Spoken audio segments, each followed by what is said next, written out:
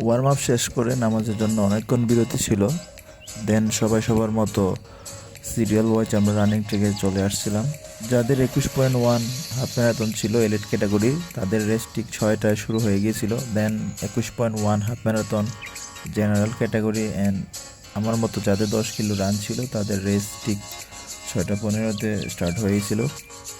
যেহেতু এইবারের রানে আমার একদমই প্রিপারেশন ছিল না, তাই প্ল্যান ছিল নির্ধারিত কাট অফ টাইমের মধ্যে ফিনিশ করব একদম হেসে গেলে।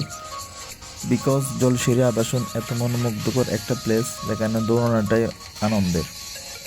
মার্শাল্লাহ, বাংলাদেশ সেনাবাহিনীর তত্ত্বাবধানে এত সুন্দর একটা আবাসন গড়ে উঠেছে জলশিরিতে। আর আমরা সবাই জানি বাংলাদেশ সেনাবাহিনীর যে কোনো কাজ একদম টপ নচ।